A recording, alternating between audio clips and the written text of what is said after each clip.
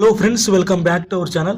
Friends, cricket updates రెగ్యులర్గా పొందాలంటే ఇప్పుడే మన యూట్యూబ్ ఛానల్ అయితే సబ్స్క్రైబ్ చేసుకోండి. సో లేట్ చేయకుండా కంటెంట్ అయితే వెళ్ళిపోదాం.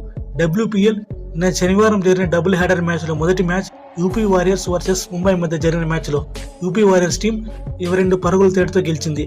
అలాగే సెకండ్ మ్యాచ్ చూసుకున్న ఆర్సీబీ వర్సెస్ ఢిల్లీ క్యాపిటల్స్ మధ్య జరిగిన మ్యాచ్లో ఆర్సీబీ టీం 8 వికెట్ల తేడాతో ఘన విజయం సాధించింది.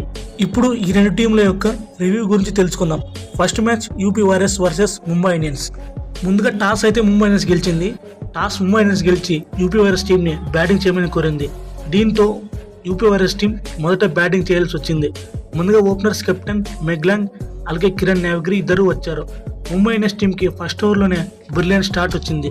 కిరణ్ నావిగిరి ఫస్ట్ బాల్కే నికోలా క్యారీ బౌలింగ్లో బౌల్డ్ అయింది.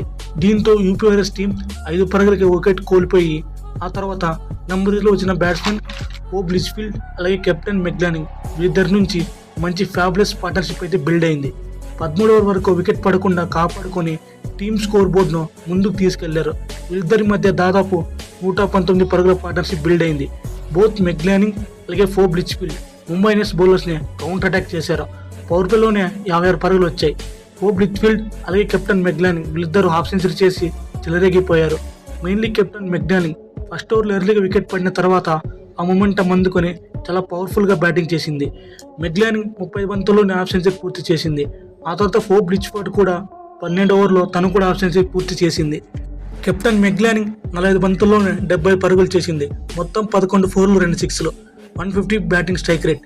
ఫోబ్ లిచ్ఫీల్డ్ 37 బంతుల్లోనే 60 పరుగులు చేసింది. వీరిద్దరి బ్యాటింగ్ పర్ఫార్మెన్స్ ముంబై ఇండియన్స్ టీంకి చాలా దెబ్బతిన్నాయి. వీరిద్దరు బాగా ఆడుతున్నప్పుడు UP warriors team run rate చాలా బాగుంది.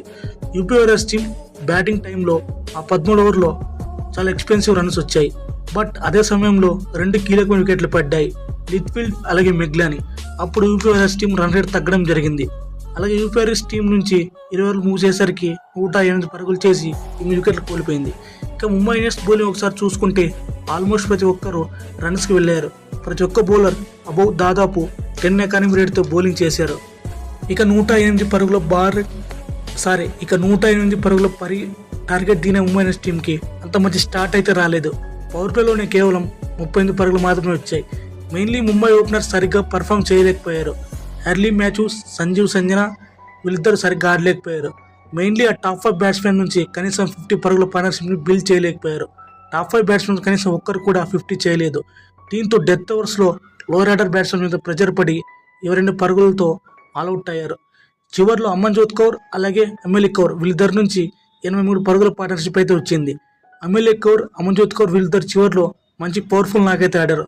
ఒకనొక సమయంలో వీళ్ళిద్దరు ముంబై ఇండియన్స్ టీంని మ్యాచ్ గెలిపిస్తారనుకున్నాం.